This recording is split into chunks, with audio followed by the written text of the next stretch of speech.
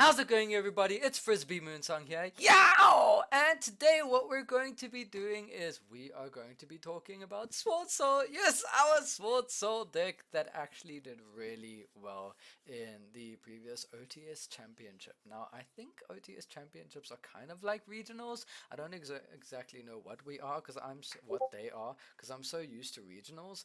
But yeah, I think OTS Championships are kind of the same. We had 58 people, which is quite a good amount of people here in South Africa. So it was 6 rounds and then top 8. We came second in Swiss, and in top 8 we immediately got eliminated by Byron, who ended up taking the whole event, and we ended up coming fifth in the overall top 8 cut. So we shall be showing you the deck list over here, and just so you know a little bit about our matchups, our round 1 matchup was against Dragon Link. Shout out to you, Chris Vitali, and we beat him 2-1. It was a very tough game, but Chao Feng helped. Then round 2 was against Innes. He was also playing Sword Soul, and we beat him 2-1. Well done, Innes. He actually bubbled in the tournament, but he did so well. Shout out to you, Innes. Then round 3, we played against Mr. Andrew Tan. He was playing zombies. It was kind of scary because of the field spell, but we ended up beating him 2-0. Round 4, we faced against Dragon Link, which was the second place. The second place after top cut, which was Pranesh, who played Dragon Link, and we beat him 2-1. And then round 5, we played against Rian, who also made top 8, and I think he lost in top 4. And he was playing Bird Up, or also known as Lurelask Tri Brigade, with the bird call and everything, and it was really scary. We got a double loss game 1, and then game 2 he beat me because he wouldn't lock me and I had nothing for it, so sad face. But then the final round we played against Swordsoul once again. It was a mirror match, and we played against Cam from Bloemfontein. Shout out to you, Cam. Well done on making it to top 8 as well. And we beat him 2-1. Yeah, so those were the matchups that happened. And then in top 8, we eventually lost to the overall winner, of course, who was Byron, who was rocking the Evil Twins. So that was really cool. It was actually Evil Twin Dogmatica, but really, really cool. I see Dogmatica as one of your favorite archetypes, I feel, Byron. But anyway, yeah, here's the deck profile for you guys, and I hope you guys really, really enjoy it. There was some really awesome text that I love to play. I literally racked my brain around this whole thing because obviously I only had like a week and a half to learn the deck, but it was really cool. Hope you guys enjoy it. I think it's one of my favorite decks because obviously you see the mat, and I get to play Boxia again. I'm a Yang Zing fanatic all the way from day 1. So yes, or kind of day 1. I wasn't there when they were printed, but I was loyal to them because they were the first deck I played competitively. So yes, hope you guys enjoy the deck profile. Let's get straight to it. So as you can see, we got the deck list up and ready. Really looking super, super awesome. I'm really psyched for this. This was a long time coming, and I can't believe we actually did it, and we got to play it. So here we go. We got our 3 tokens already. We got one for dual avatars, one for the generators, and one for the world legacy, which is really, really nice. But we really want that Swordsoul token, so we'll get that coming soon. And this was the field center we used for the tournament. Obviously the Burst of Destiny one, which is really cool. So let's get straight into the main deck. Starting off, we have the best going second card. We have the 3 Ecclesia, which is really, really nice. So good. I mean, you can try play through so much, and then she can be the last card in your hand, and you special summon her and go for Tyre, and Tyre is just full combo on its own. So it's really, really nice. Beautiful going second card, and also very pretty and shiny. We need new sleeves. And then we got 3 Moi. Moi is the best starter engine of the deck, going first or second. Really, really good debate. This is the main normal summon that you want to do. Really, really strong, and it gives you a draw, which is insane. Now we're going for this is obviously the Swordsoul package. You play the 3 Long Yuan, best card for just starting your turn. I think even maybe playing into baits. Really, really good. Like, just if they've stopped your Moi, this is really good, and can't be impermed or veilored, which is insane, or ashed. So this gets you to your Baroness, this gets you to your level 10. It's really, really good. Long Yuan is really insane, and you can discard any worms, so that's pretty cool. Gets you to your level 10s. Then we also play 2 tire. This is obviously the standard ratio. 2 tire is really, really good. It's really bad for opening it, but if you open a hand just with hand traps and you open one emergence, it's best to search for the tire, because that is one card combo, because you activate tires, emergence, search tire, and then you have a card engraved for the banish. So that's really, really good. Then for the other worms, we play 3 Ashuna. 3 Ashuna are really, really good. Getting your Tenyi combo started. This is what you can start off with before you even go into any combo. So Tenyi, Ashuna is really good. I was almost thinking, I saw a play that someone did where they played Stana. I don't play Stana, but that's the water one. But I think it would be really, really nice just to play, because you can summon it off Ashuna, and then if you've got a token on board, it allows you to go for the level 8, which is really cool. I've been thinking about that, but I don't know. Then playing 2 Adara. Some people are playing 3. I prefer to play 2. Yeah, I know people love to see it, but eventually if you open like too many Vashudas and Adaras, it can kind of brick your hand, which I've noticed. Like one of the games I played, I could still play, but opening 2 Vashuda and 1 Adara, it wasn't nice. I did not like it at all. So I think playing less is better, and you'll see what else I played to help with that. Then we have the last 2 Tenyis, which is 2 Vashuda. So maybe I'll think about playing 1 Stana. I'll think about it, but I'll see how that works. But the 2 Vashuda, I think, is amazing, and with 2 Adara is amazing, because Adara is your recursion. So that's really, really good. Then we're playing the 1 Protoss. Shout out to, I believe it was Andrew who borrowed me the Protoss, because mine didn't arrive, or lent to me the Protoss, so mine didn't arrive in time. But yes, it was really, I didn't really get it off as much, but when I saw it, I was happy with it, so it was really, really nice. And it was a nice reveal for Moyi as well, because it's also a worm. Then the last 2 monsters we played just 2 Ash. Yes, just 2 Ash. And 2 Ash did us really, really good. It still hits the rogue decks really nicely, and sometimes an Ash at just the right moment can actually really slow down your opponent's turn, or make the board just easy enough for you to play through it. Now moving on to the spells, we obviously play 3 Emergence, the main searcher for the deck. Shout out to you, Krish, for lending me your Emergence. It was really nice of you to help me at the last minute, so that was really, really cool, because I'm only 1 Emergence short and 1 Moyi short. Shout out to Pranesh for lending me the Moyi, by the way, so thank you to you, sir. You really helped me out as well, and congratulations on your 2nd place, by the way. Then we have the 1 Summit. Every time I saw it in hand, it was really, really helpful. So it allowed me just to play through so much and get even more advantage eventually. And it was also a backup for follow-up play, which was really, really cool. So the Summit came in handy. Then we played 3 Vessel. Vessel was insane. I remember when I started building the deck, I was playing Vessel at 3 before I saw all these lists that were just playing the Tenyi package. So it was I knew this card is just insane from the beginning. It's really, really good. You can send Taya and make Baxia, and then shuffle 2 cards, and then Baxia summons Taya back and go full combo still. It's really, really an insane card. Sometimes going second, I do side out 1 Vessel.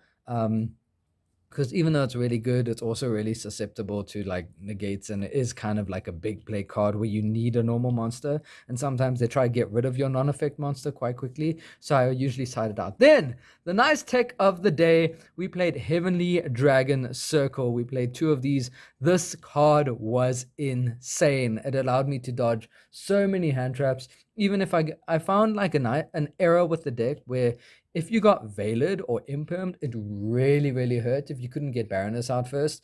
And this kind of let you just really play through it very, very easily, because if your Moyi got Veiled, you literally just left it there, and you could tribute the Moyi off and search for a Shuna, which will get you like full combo once again, which is really, really insane. And it searches any worm, so it's literally like another emergence for the deck, which is really, really insane. And it's a quick play, so you can set it, and at the end phase, or if they're about to, like, if you activate Chishao to negate and they try to like hot red it or something, you can chain this and tribute the Chishao and just get a search and follow up for next turn, which is so good. It is really, this card was insane. And it searched you a Tenyi if you had a normal monster on your turn, so it literally gave you like more discard fodder if you wanted to get Longyuan back or something. It was just, this card was just insane. I remember I went full combo in the mirror match, and literally I summoned the Chishao and I tried to search, and I still had follow up in my hand, and he tried to Vela the search because it was the only search I had for blackouts, and I literally chained this, and I got to search for the Protoss and just keep going, which was pretty insane. Then we played two Desires. I know some people play three, but I played two. I was happy with it at two. I was comfortable with that too. I didn't mind not seeing more because the deck performed really, really well with it. And when I saw it, I was happy. When I didn't see it, I still had full combo either way, so it was really, really good. And then we played two triple tactic talents. This card was insane. Thank you to Lee, I think it was, who lent me this. I don't know if it was your card, Lee, but thank you so much. Shout outs to you. But yes, this card was insane. I would get hand trapped once. I'd be able to play through the hand trap, but then I would also, if I had full combo, I would literally look at their hand and rip the card that was the problem, or I would just draw two cards and get more advantage, which was really, really insane. I think there were only once or twice where I used it for the draw two, and the rest of the times I just ripped cards from hand, which was so good. Talons was like MVP of this tournament as well. That and Circle, Heavenly Dragon Circle, like those are, I think, musts in this deck, especially with all the hand traps running around. I know people are playing board breakers, but you'll see the hand traps are still pretty prevalent and really good. Then we have one Caught by the Grave, because I think Caught by the Grave is insanely good. Oh, sorry, that's kind of, there we go. Caught by the Grave is just insanely good. Going first, it's really, really good because you get hand trapped with Ashes and Veilers and stuff if people still play them, but still, you can even hit draw if you want. And Lancia also hurts you, so this really counteracts Lancia. Also, going second, it's really good, especially against things like Evil Twin and Dragon Link, because they attribute things as cost, so it really hurts cards like Seal. It kills Heretic Seal, which is insane. And also, like I played against... I think I played against one of the decks I played against, they had the Adamancipator Risen on the field, and I literally activated this and targeted their Water Monster in Grave, and they then couldn't stop. They had to negate this because they didn't have a spell and trap negate, so that was pretty nice as well.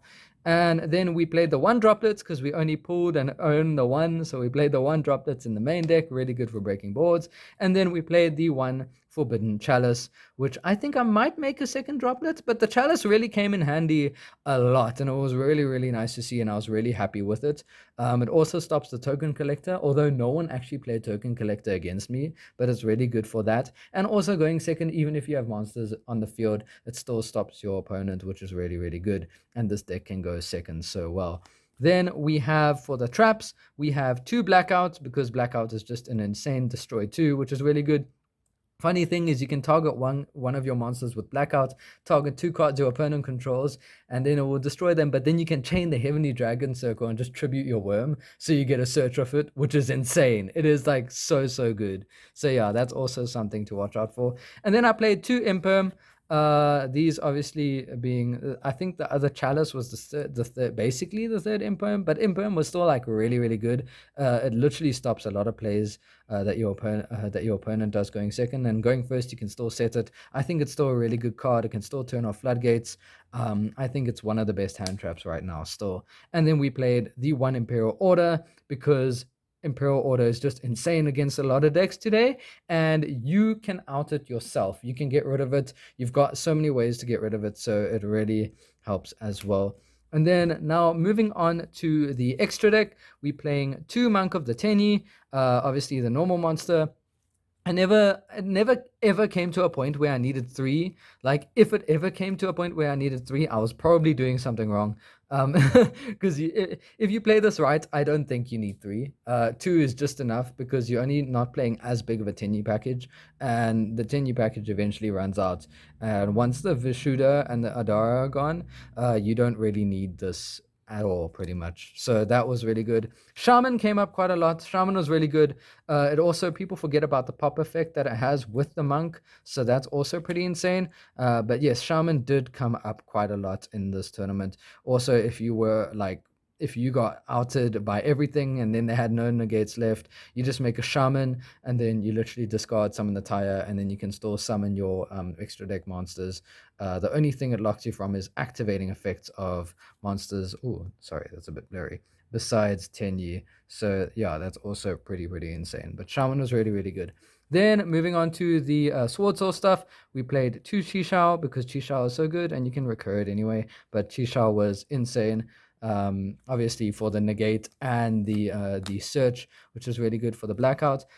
The one Swordsoul Supreme Sovereign Chengying was also really really good. You summon it so easily with Long Yuan, especially if you're locked into worms. Some decks really actually struggle to out this.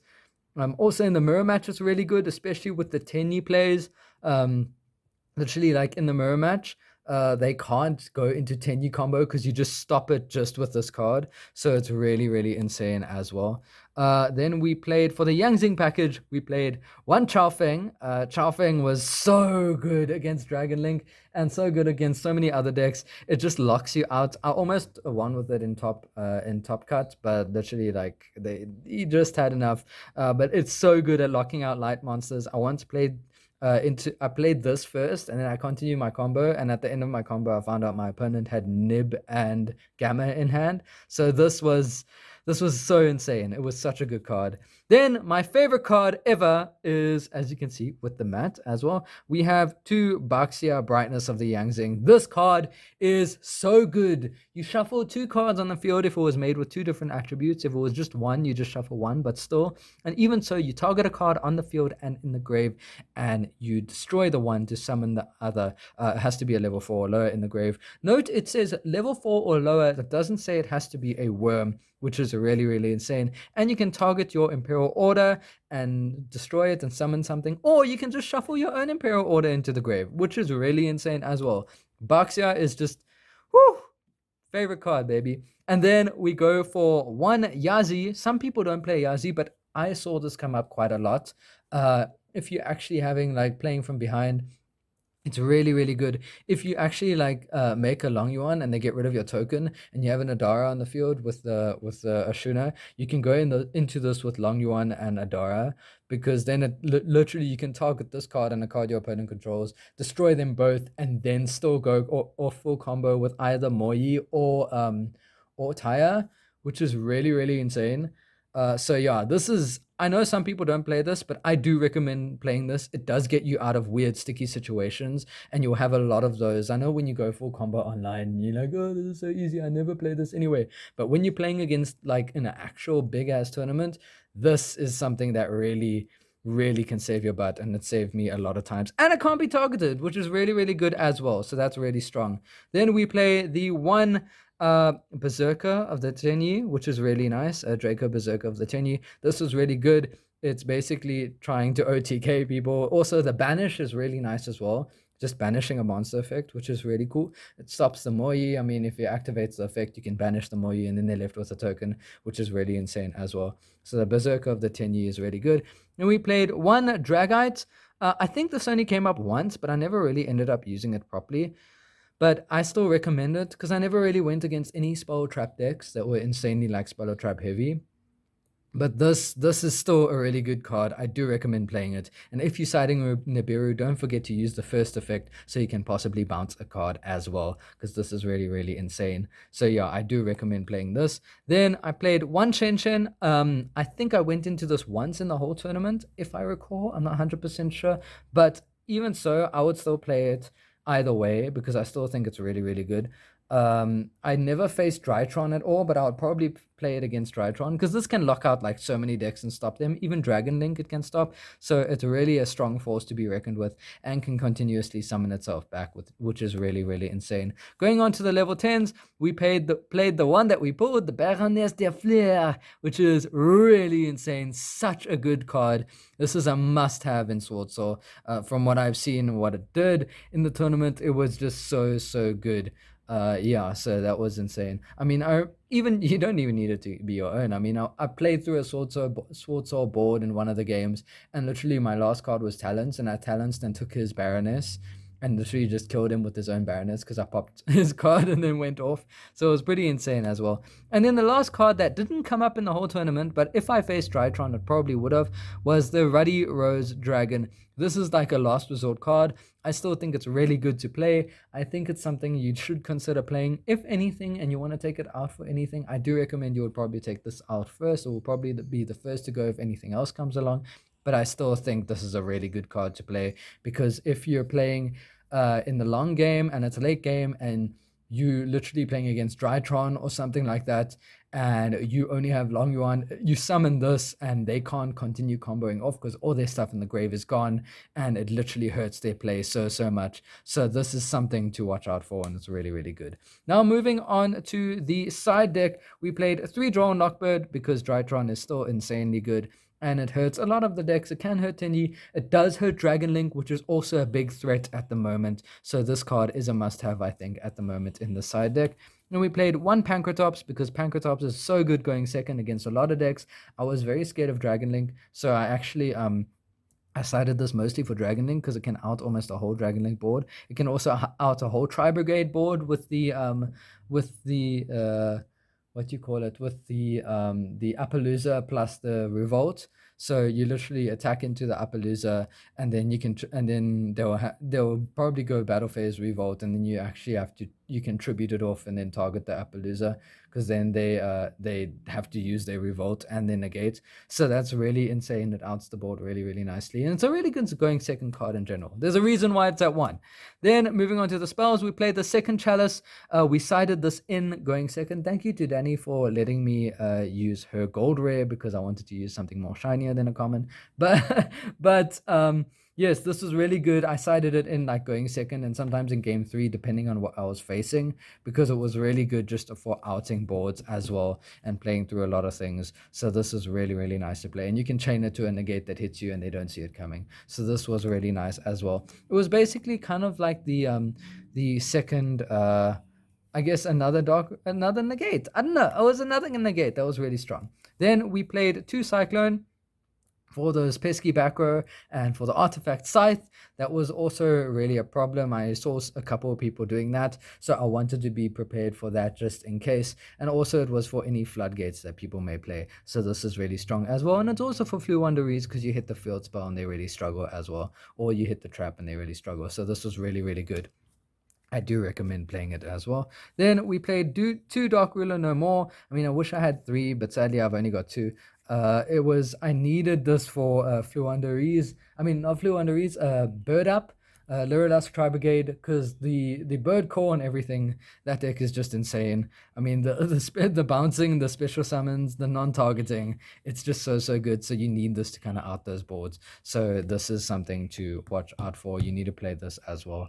I think try get yourself those if you can, because for those big boards that are really difficult to out, this really helps. I mean, this deck can play through a lot, but that bird board, yeah, it's insane. Winds are strong. Also, wind barrier statue is a real problem. I really think it's a real problem. Then I played 1 Harpy's Feather Duster for the back row decks, because I know I play Altergeist, so I have respect for the back row decks, and it's also really good just for outing a lot of stuff that could become a problem later on. And we played the 1 Lightning Storm. This was also basically out for back row, but it also kind of worked for front row.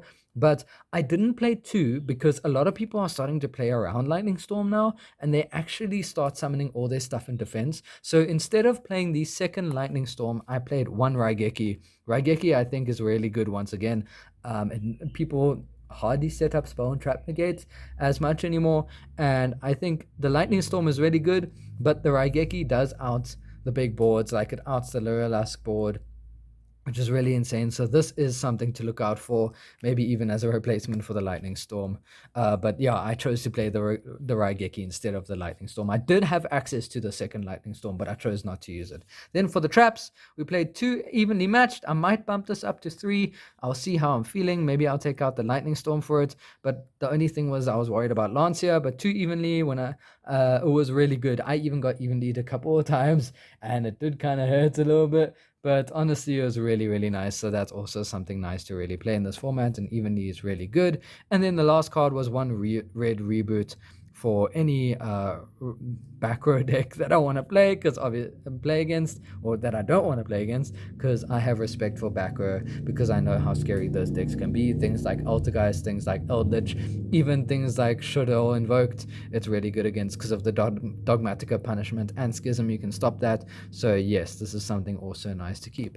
And that is the deck profile. Let me know what your guys' thoughts are, what you guys think. I might test a couple of things. I don't think I would change anything. I was quite happy for the list. Maybe I'll play another droplets in the main besides the chalice, but the chalice is still really good. And for the side deck, I would probably take out the lightning storm and play another evenly. I'm not sure, but I don't want to skip my battle phase either, so I might keep the lightning storm. Maybe play another dark ruler just so I can play through things besides the lightning storm. But other than that, everything else I was really, really happy with. The entire list I was really, really happy with, and I felt worked really, really well. I will probably try Shtana pretty soon, because Shtana I saw maybe has some good plays, but I'll see how that works after some time. But I hope you guys enjoyed the deck list, and from me, Frisby Moonsong, I'll see you guys in the next video. Cheers, guys. Yeah!